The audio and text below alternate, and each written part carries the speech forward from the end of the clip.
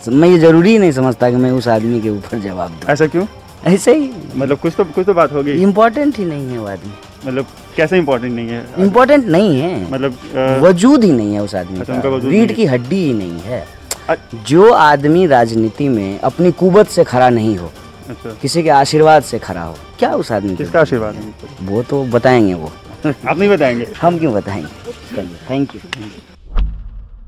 नमस्कार, आप देख रहे हैं द Z+। मैं हूं सिद्धार्थ और आज हमारे साथ CPI के उम्मीदवार कन्हैया हैं।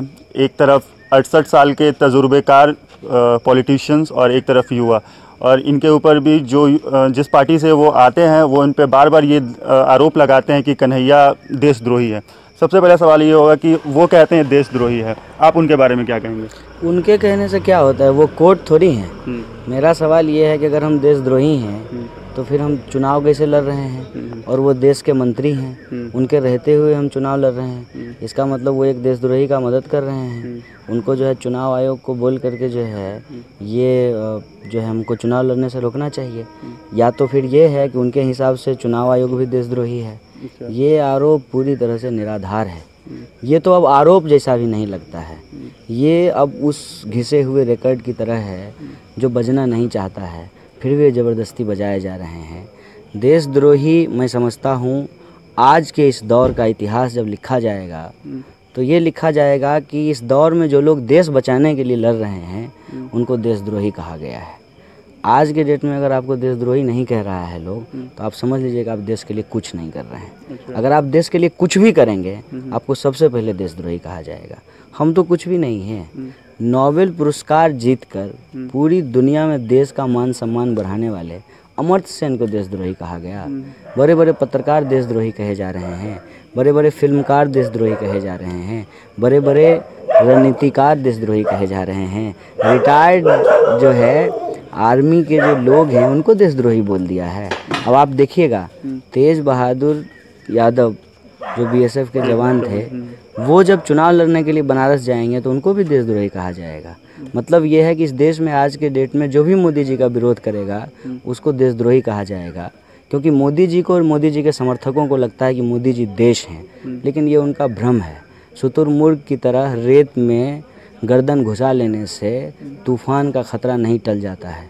इस देश में युवाओं के भीतर जो एक राजनीतिक चेतना पैदा हो रही है, उनसे इनके जैसे नेताओं की राजनीति की दुकान बंद होने वाली है।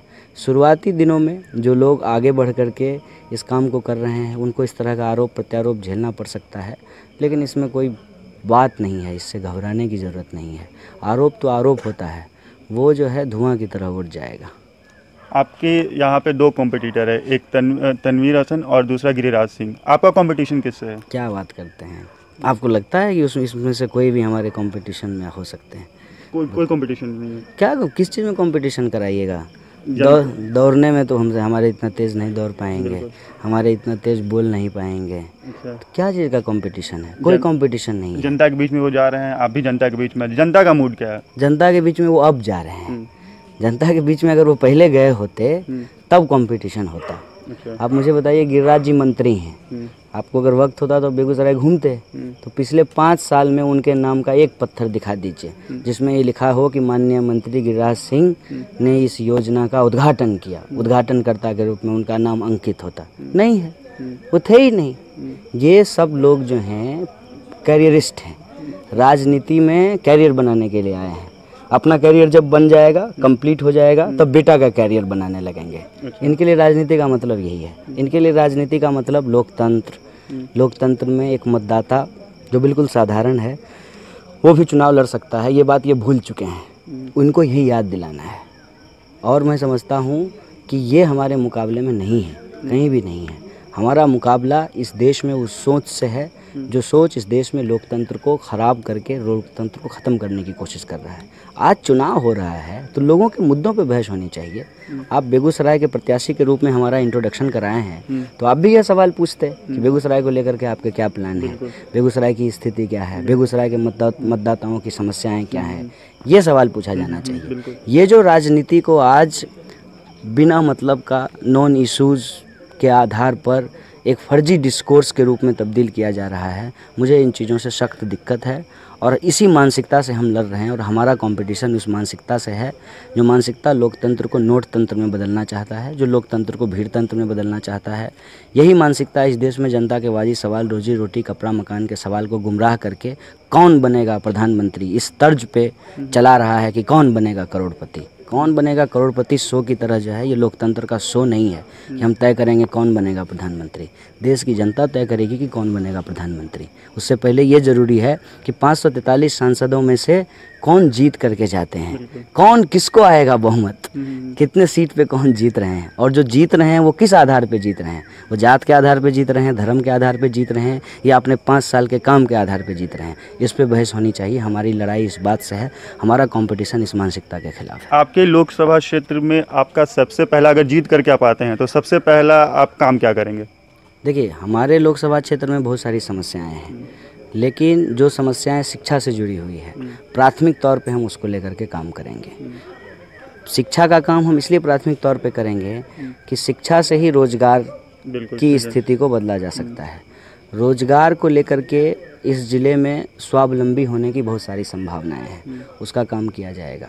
सड़कों की हालत बहुत ज़्यादा ख़राब है, लोगों को पीने का शुद्ध पानी नहीं मिल रहा है, और स्वास्थ्य व्यवस्था, निजी संस्थानों में तो इलाज होता है, सरकारी स्वास्थ्य व्यवस्थाओं की स्थिति बहुत ज़्यादा लचर है। ये बुनियादी काम है जो हम करना चाहते हैं। अभी हम लोग यहाँ पे थे, आपके कुछ फ्रेंड्स से, उन्होंने टी-शर्ट डाल रखा था आज़ादी। आपको वो जो स्लोगन है वो आप क्या, किस बात की आज़ादी चाहिए? ये तो जो है उनसे ही आप पूछते तो आप... वो तो बता दिए आप, आपके सपोर्ट में, तो आप भी बताइए किस बात की आज़ादी? नहीं, वो तो आपको बता ही देंगे। हम आज़ाद देश में जो बची खुची गुलामी है उससे आज़ादी चाहते हैं, और ये गुलामी है गरीबी के रूप में, ये गुलामी है भेदभाव के रूप में, ये गुलामी है जातिवाद के रूप में, ये गुलामी है ऊंच नीच के रूप में, ये गुलामी है महिला और पुरुष के बीच में जो विभेद है उस रूप में, ये गुलामी है पूंजीपति और मजदूर के बीच में जो आर्थिक खाई है उस रूप में। तो कुल मिलाकर के अगर आप इसको एक शब्द में बोलें कि भारत में असमानता रूपी जो गुलामी है उससे हम आज़ादी चाहते हैं। गिरिराज सिंह यहाँ से चुनाव नहीं लड़ना चाहते थे। उनका कहना था कि अगर नवादा सीट से ही वो चुनाव लड़ेंगे। जब उन्हें टिकट नहीं मिला था तो वो बोलते तो बस उनका एक बाइट आता था जो मीडिया में चल रहा था, मैं कार्यकर्ता हूँ, मैं कार्यकर्ता हूँ, कार्यकर्ता हूँ। इसका क्या मतलब था? आप तो अब इस क्षेत्र में घूम रहे होंगे, लोगों से बातचीत कर रहे होंगे, तो लोगों का क्या रिएक्शन? ये गिरिराज जी से पूछ लीजिएगा। नहीं, आप भी हैं, आप क्षेत्र में आप जब इतना आश्वस्त अपनी जीत को लेकर के, तो जनता... मैं ज़रूरी नहीं समझ सकता, मैं ये ज़रूरी ही नहीं समझता कि मैं उस आदमी के ऊपर जवाब दूँ। ऐसा क्यों? ऐसे ही, मतलब कुछ तो बात होगी। इम्पोर्टेंट ही नहीं है वो आदमी। मतलब कैसे इम्पोर्टेंट नहीं है? इम्पोर्टेंट नहीं है, मतलब वजूद ही नहीं है उस आदमी का, रीढ़ की हड्डी ही नहीं है। जो आदमी राजनीति में अपनी कुवत से खड़ा नहीं हो, अच्छा, किसी के आशीर्वाद से खड़ा हो, क्या उस आदमी किसका आशीर्वाद है? वो तो बताएंगे, वो आप नहीं बताएंगे? हम क्यों बताएंगे? चलिए, थैंक यू।